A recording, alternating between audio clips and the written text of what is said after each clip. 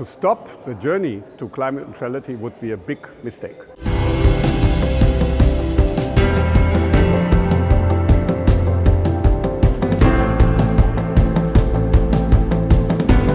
So my next guest is...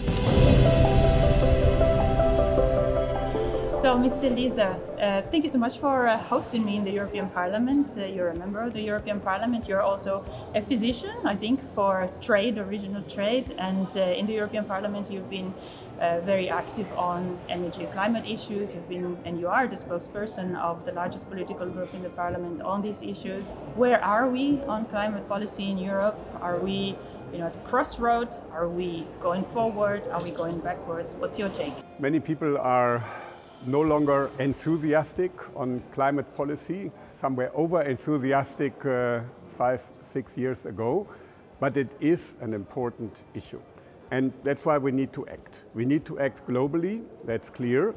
And we have also an opportunity. Not only Trump stepped out of the Paris Agreement, that's bad, but nobody followed.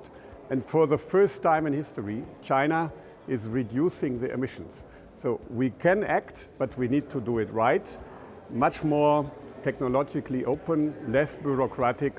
To stop the journey to climate neutrality would be a big mistake. And talking about solutions, you're obviously very active on one specific solution, which is the emission trading system, this ETS, so-called ETS here in Brussels. Can you explain what it is, but also why is it good for consumers, like people like me and you? The heating industry is a big part of the solution. Whenever you install a new heating system, we save emissions. Of course, also with combustion heating, but we now need to go to climate neutrality, and that's, for example, heat pump, biomass heating, other innovative technologies are the solution. We have the problem that the electricity price is very high because of member states' decision and Europe decision. So many taxes, many fees you have only for the electricity and not for oil and gas. And that is not good for the climate, that is not good for innovation. The ETS tries to balance that. We have already an ETS for electricity, which is good to decarbonize the electricity sector. That works. Electricity is getting cleaner every year in Europe, but in other areas we are not that good, and that's why we need this price signal that those who save energy, that save CO2, will benefit, and that will, have the innovation not only in the store but on the ground. Can I be a little bit mean? Because, of course, the other argument that you hear, that we hear, is that price signal means higher prices of energy, actually, for consumers, for companies.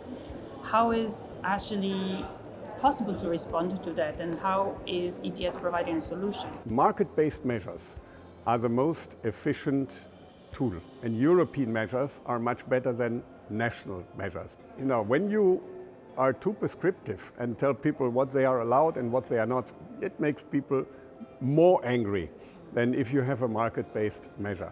And the second part of the answer is the money doesn't disappear. It is in the pocket of the member states, and they desperately need to give it back.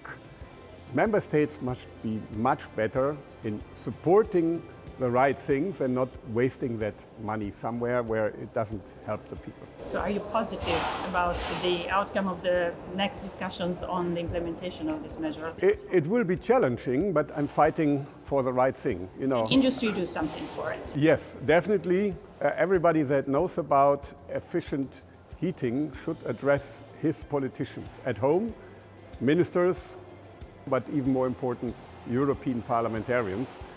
The voice of technology, of innovation must be stronger again. Very nice talking to you. Thank you so much for your time. Great.